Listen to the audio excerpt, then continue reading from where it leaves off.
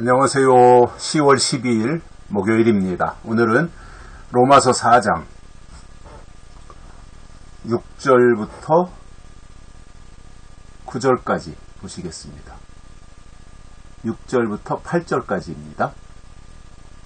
일한 것이 없이 하나님께 의로 여기심을 받는 사람의 행복에 대하여 다윗의 말한 바, 그 불법을 사하심을 받고 그 죄를 가리우심을 받는 자는 복이 있고 주께서 그 죄를 인정치 아니하실 사람은 복이 있도다 함과 같으니라. 아멘. 일한 것이 없이 하나님이 의로 여기시는 것이나 또 불법이나 죄를 하나님이 사하시고 가리워 주시는 것이나 같은 의미라는 겁니다. 대개는 내가 가서 일을 하고 그 대가를 받습니다. 세상에서도 다 직장생활 그래서 하는 거 아니겠습니까? 내가 일한 것에 대한 대가를 받는 겁니다. 이 세상이 그렇게 돌아갑니다. 그런데 놀랍게도 우리 신앙의 세계에는 일한 것이 없이 하나님께 은혜로 의로 여기심을 받는 이것에 대해서 말씀하시면서 다윗의 예를 드는 거예요. 그러니까 일한 것이 없이 하나님께 의로 여기심을 받는 거. 그러니까 무상으로 제공받는 거잖아요. 내가 일한 것이 없는데 하나님이 의롭게 여겨주셨다라고 하는 게 이게 얼마나 값진 일입니까? 그런데 이 일과 7절 8절에서 말씀하고 있는 불법의 사하심을 받고 죄를 가리우심을 받는 자는 복이 있고 주께서 그 죄를 인정치 아니하실 사람은 복이 있도다 함과 같으니라. 그러니까 일한 것이 없이 하나님이 의롭다고 하시는 것이나 또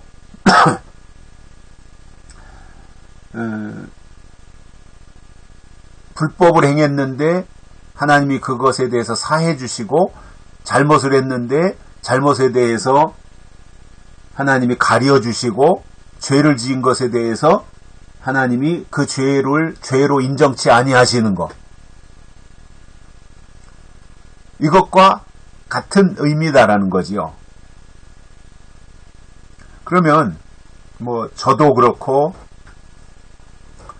다 다른 분들도 유사하리라고 봅니다마는 자식이 잘못하면 뭔가 훈계를 하고 책망도 하고 회초리질도 하고 해서 재발하지 않도록 그리고 그런 어떤 잘못한 것들이 버릇이 되고 습관이 되지 않도록 하기 위하여 따끔하게 혼내고 매질도 하고 하는 이 모든 것은 어떤 교정을 위한 거잖아요. 자식의 교정을 위해서.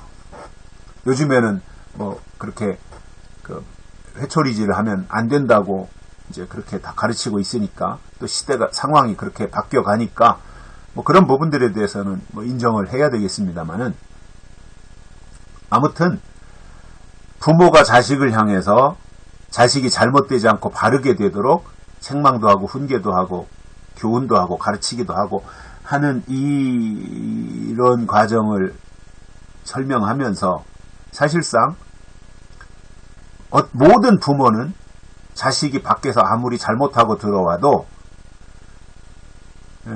그 자식의 탓이나 자식의 잘못으로 돌리지 않습니다. 이게 부모의 마음입니다.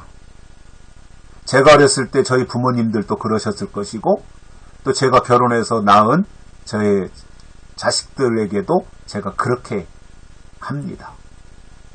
왜냐하면 자식이기 때문에 이해하려고 하고 사랑하기 때문에 감싸려고 하는 이 본능적인 부분이 있습니다. 그러니까 다른 사람이 조금 잘못한 거에 대해서는 과장해서 비난할 수 있지만 자기 자식이 잘못한 부분들에 대해서는 어떻게 하든지 합리화시키고 축소시키고 아무 일도 없는 것처럼 만들고 싶은 것이 부모의 마음이기 때문에 그렇습니다. 그럼 이게 부모의 마음이 결국은 하나님의 마음이라는 거잖아요.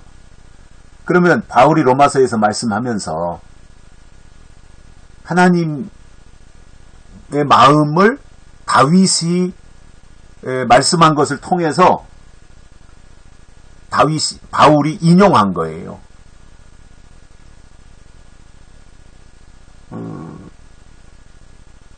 불법을 사하심을 받고 죄를 가리우심을 받는 자는 복이 있고 그 죄를 인정치 아니하실 사람은 복이 있도다. 그러니까 이 말이 뭐냐면 죄를 지어도 된다고 하는 것이 아니라 하나님이 죄를 허용하신다는 뜻이 아니라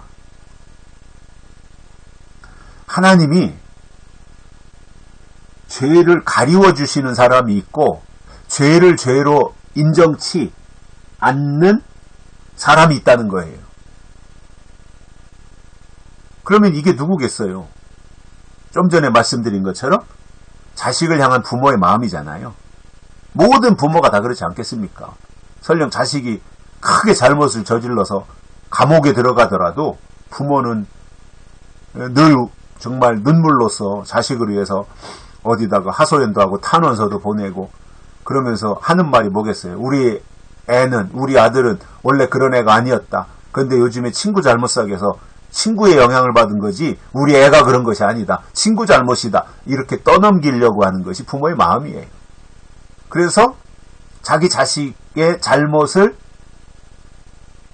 덮어주려고 하고 가려주려고 하고 용서해 주려고 하는 마음이 부모의 마음이지 않습니까? 하나님도 똑같다는 겁니다. 그래서